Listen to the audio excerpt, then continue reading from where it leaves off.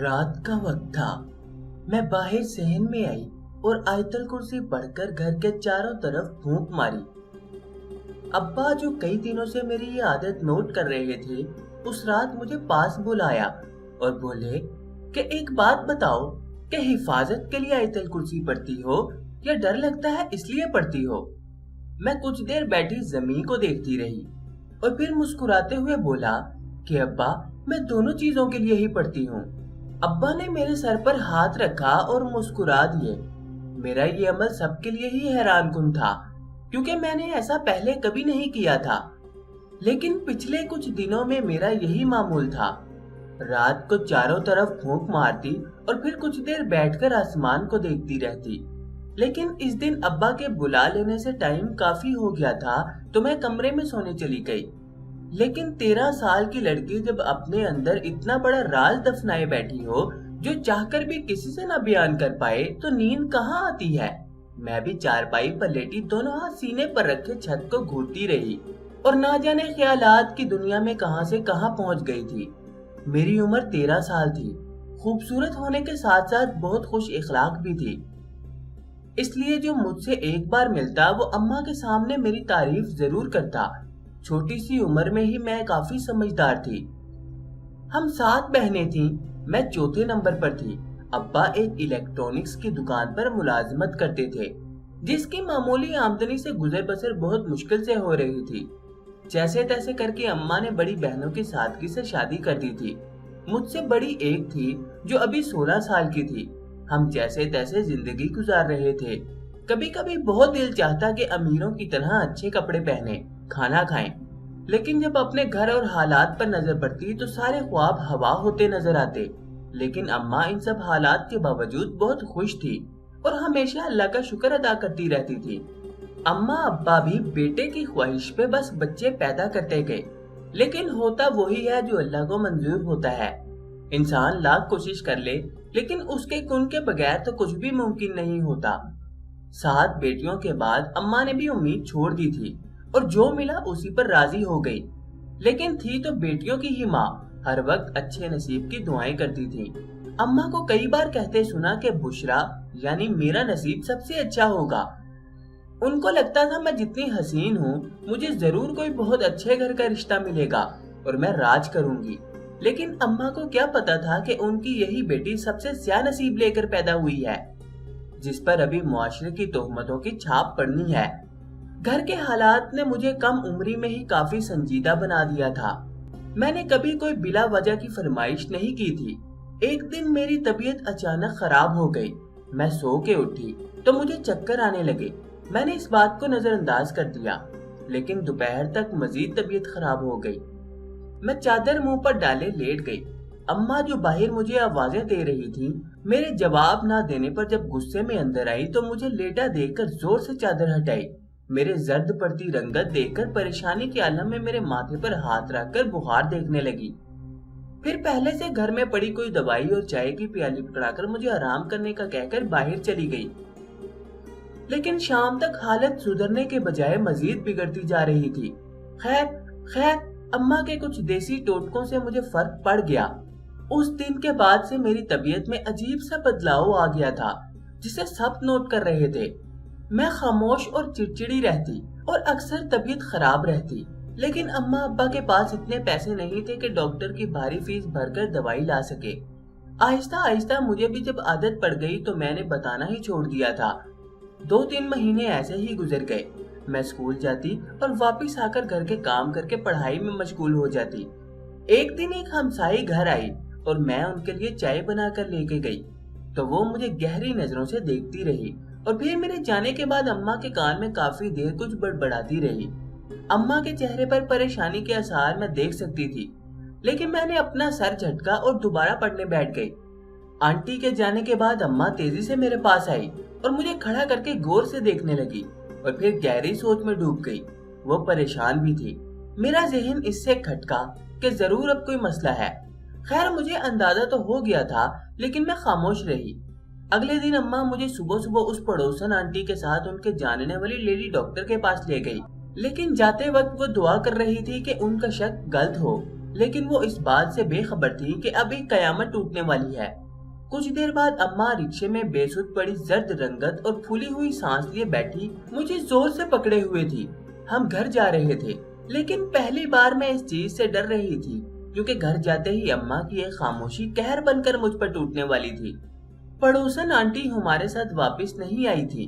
رکشے میں میں اور اماں اکیلے تھے، لیکن پھر بھی انہوں نے مجھ سے کوئی بات نہیں کی تھی۔ نہ جانے وہ کیسے اتنے صبر سے بیٹھی آنسوؤں کو دوپٹے کے پلو میں سمائے جا رہی تھی۔ وہ 20 منٹ کا سفر 20 سالوں جیسا تھا۔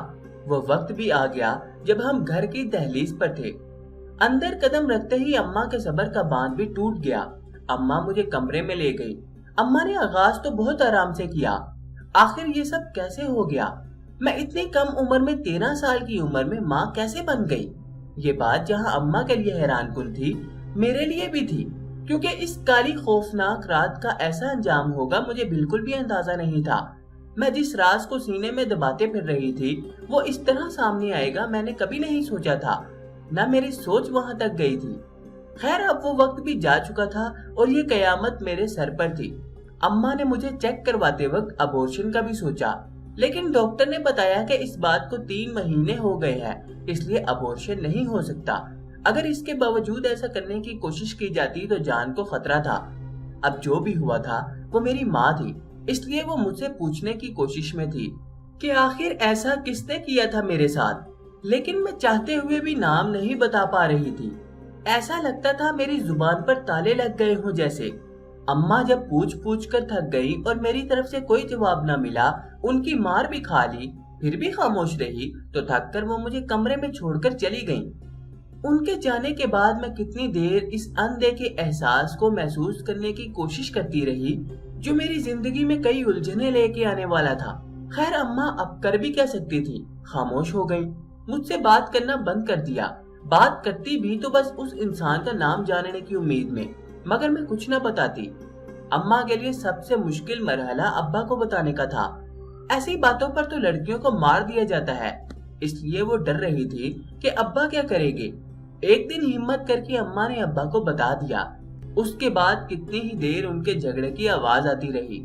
ابا غصے میں دندناتے میرے پاس بھی آئے اور مجھے جھنجھوڑتے ہوئے پوچھتے رہے، مگر میں خاموشی سے ان کی مار برداشت کرتی رہی۔ تبھی اماں بیچ میں آئی اور مجھے بچا لیا کہ اس حالت میں اتنا ظلم کرو گے تو مر جائیں گے دونوں۔ ابا کے منہ سے تب پہلی بار میں نے اپنے لیے مرنے کی بات سنی۔ ابا غصے میں گاؤں چلے گئے اور پھر کئی دن نہ آئے۔ میں نے گھر سے باہر جانا بند کر دیا تھا کیونکہ اب صحت بھی ایسی تھی کہ کوئی بھی ایک نظر میں دیکھ کر پہچان لیتا۔ جن محلے والوں کو پتہ لگ گیا تھا وہ اکثر گھر آ کر طرح طرح کی باتیں کرتے اور اماں کو پولیس کے پاس جانے کا کہتی، جس پر میں منع کر دیتی اور نہ ہی میں اپنی زبان کھولتی اس واقعے کے بارے میں۔ میرے اس عمل پر مجھ پر ہی وہ الزام لگا جاتی کہ یہ سب میری مرضی سے ہی ہوا ہوگا، تبھی میں کچھ نہیں بتا رہی۔ لیکن مجھے اب ان کی باتوں سے کوئی فرق نہیں پڑتا تھا۔ وقت کیسے پنکھ لگا کر اڑ گیا پتہ ہی نہ چلا۔ ابا مجھ سے بات نہیں کرتے تھے، میں ایک کمرے میں ہی پڑی رہتی، اماں کے ساتھ کام کاج بھی کروا لیتی، لیکن اس دوران ہم دونوں میں بالکل خاموشی رہتی۔ وہ ایک تعلق سا ٹوٹ گیا تھا۔ وہ شاید اماں خاموش رہ کر مجھے بولنے پر اکسا رہی تھی۔ پھر وہ دن بھی آ گیا جب 13 سال کی عمر میں نے ایک بیٹی کو جنم دیا۔ وہ وقت جب میں خود کھیل کود کی عمر میں تھی۔ اپنی بیٹی کو ہاتھ میں لیے اس کے معصوم چہرے کو دیکھتے ہوئے میں نے خوشی سے اسے گلے لگا لیا۔ ماں چاہے 24 سال کی ہو یا 13 سال کی، ماں ماں ہوتی ہے۔ اس بات کا احساس مجھے تب ہوا تھا۔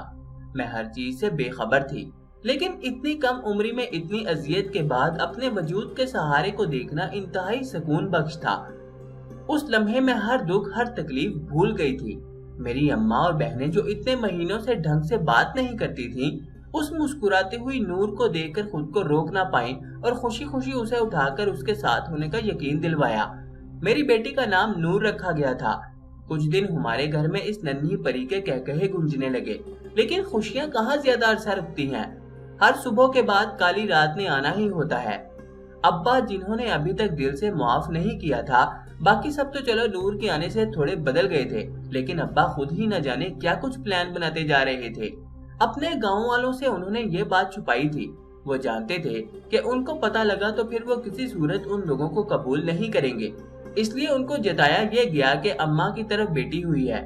ایک دن ابا نے بتایا کہ انہوں نے گاؤں کے کسی گھر میں میرے رشتے کی بات کی ہے اور جلد ہی میری شادی کر دیں گے، لیکن اماں نے اس چیز سے بغاوت کی تو ابا نے یہ کہہ کر چپ کرا دیا کہ اگر 13 سال کی عمر میں یہ بیٹی پیدا کر سکتی ہے تو شادی بھی کر سکتی ہے۔ ابا کسی کی نہیں سن رہے تھے اور آخرکار ابا نے اپنی ضد پوری کر ہی لی اور گاؤں میں ایک جاننے والے کے بیٹے سے میری شادی کی تاریخ بھی رکھ دی۔ گاؤں میں تو یہ چیز بہت معمولی تھی کہ اتنی کم عمر میں شادی کر لے، اس لیے کسی کو کوئی اعتراض نہ ہوا، لیکن اس کے لیے بھی قربانی مجھے ہی دینی پڑی۔ مجھے اپنی بیٹی سے دور ہو کر رہنا تھا۔ کچھ عرصے بعد میری سادگی سے شادی ہو گئی اور میں گاؤں چلی گئی، لیکن وہاں میرا دل نہیں لگتا تھا اور میں بیمار رہنے لگی۔ سب لوگوں نے اتفاق کیا کہ گھر سے کم عمری میں دور ہو جانے کی وجہ سے ایڈجسٹ نہیں ہو رہی۔ میرے شوہر عثمان کو ابا کے ساتھ بات کر کے ایک چھوٹی سی دکان کھول کے دے دی۔ اس طرح میں اور عثمان شہر میں اماں لوگوں کے پاس رہنے لگ گئے۔ عثمان صبح سویرے ابا کے ساتھ جاتے اور رات کو واپس آتے۔ اس طرح مجھے پورا ٹائم اپنی بیٹی کے ساتھ گزارنے کو مل جاتا تھا۔ اس طرح وقت گزرتا گیا، کئی سال گزر گئے۔ نور کی مجھ سے اٹیچمنٹ بھی بہت ہو گئی تھی۔ وہ رہتی بھی میرے پاس تھی، کھاتی اور سوتی بھی میرے ساتھ تھی۔ عثمان بھی اس سے پیار کرتے تھے، لیکن وہ اس بات سے بے خبر تھے کہ یہ بھی باقی 2 بچوں کی طرح میری ہی بچی ہے۔ لیکن میں خوش تھی کہ نور کو باپ جیسا ہی پیار مل رہا ہے۔ ہم الگ گھر میں شفٹ ہو گئے تو نور نے بھی ہمارے ساتھ رہنے کی ضد کی، جسے میرے کہنے پر عثمان نے بھی مان لیا۔ یہ بات مانوں گی کہ اللہ نے اتنی آزمائشوں کے بعد عثمان جیسا شوہر دے کر مجھ پر اپنا کرم کیا تھا۔ شادی کے وقت میں بالکل خوش نہیں تھی، نہ ہی عثمان مجھے پسند تھے، مگر شادی کے بعد جیسے انہوں نے مجھے سنبھالا میں ان کی محبت کی گرویدہ ہو گئی تھی۔ وہ بہت اچھے شوہر تھے جنہوں نے میرے ماضی کے زخموں پر مرہم رکھ دیا تھا اور میں سب بھول چکی تھی ان کی وجہ سے۔ میں نور کے ساتھ ہمیشہ رہی اور اب میرے باقی 2 بچوں کی طرح نور بھی جوانی کی دہلیز پر قدم رکھ چکی تھی۔ چونکہ وہ باقیوں سے بڑی تھی اس لیے اس کی میٹرک کے بعد شادی کی ذمہ داری تھی۔ میٹرک بھی میرے کہنے پر ہی کروائی گئی تھی، ورنہ میرے سسرال والوں نے بہت واویلا کیا تھا نور کے خرچوں کو لے کر۔ نور کے لیے کسی اچھے رشتے کی تلاش میں تھے۔ جب عثمان کے کسی دوست نے ایک رشتے کا بتایا اور ان لوگوں کو ہم نے گھر بلا لیا، میں اس دن صبح سے ہی مہمانوں کے آنے کی تیاری کر رہی تھی، اس بات سے بے خبر کہ میرا ماضی میرے سامنے آ کر کھڑا ہونے والا تھا۔ وہ بات جو میں کہیں دفنا چکی تھی اب پھر ایک نئے روپ میں میرے سامنے آنے والی تھی۔ شام کا وقت تھا جب عثمان برف لاتے ہوئے دروازے سے داخل ہوئے اور بتایا کہ نور کا رشتہ دیکھنے کے لیے آنے والے مہمان گلی کے نکڑ پر ہے۔ میں نے بھاگ کر شربت تیار کرنے کو کہا اور دروازے پر آ کر رک گئی۔ سب باری باری اندر آ رہے تھے، لیکن آخری آنے والے انسان کو دیکھ کر میرے قدموں کے نیچے سے زمین نکل گئی تھی۔ میں کیسے بھول سکتی تھی اس انسان کو جس نے برسوں پہلے مجھے اتنی کم عمری میں ہی ایک بیٹی کی ماں بنا دیا تھا۔ آج وہ انسان میری دہلیز پر اپنے بیٹے کے لیے نور کا رشتہ لینے آیا ہوا تھا۔ میں صدمے کی حالت میں چلنے لگی۔ کون کیا بول رہا ہے اور کیا نہیں مجھے کچھ سمجھ نہیں آ رہا تھا۔ میری آنکھوں کے سامنے ماضی کا وہ منظر اور وہ سال تھے جو میں نے قرب میں گزارے تھے، اور افسوس نہ تب میں زبان سے کچھ بول سکی اور نہ اب۔ وہ شخص بھی شاید مجھے پہچان چکا تھا۔ کئی بار ہماری نظر ٹکرائی اور اس کی نگاہیں بھی کسی سچ کی متلاشی تھی۔ جیسے تیسے وہ وقت گزرا اور ان کے جانے کے بعد میں سر درد کا کہہ کر سونے کے لیے لیٹ گئی، لیکن وہ ساری رات میں سو نہ پائی۔ عجیب سا خوف، عجیب سی وحشت تھی جو سونے نہیں دے رہی تھی۔ بار بار نور کا ہنستا چہرہ اور وہ راز جسے برسوں چھپائے رکھا ہوا تھا اس کا کھل جانے کا ڈر تھا۔ اتنے میں فجر کی اذان سنائی دینے لگی اور میں نے رو رو کر اللہ سے دعا کی۔ اگلے دن ان لوگوں کو انکار کر دیا اور کچھ عرصے بعد نور کا اچھا سا رشتہ ڈھونڈ کر اس کو اپنی دعاؤں میں رخصت کر دیا۔ اب ہر نماز میں اٹھے میرے ہاتھ صرف میرے بچوں کے اچھے نصیب کی ہی دعا کرتے رہتے ہیں۔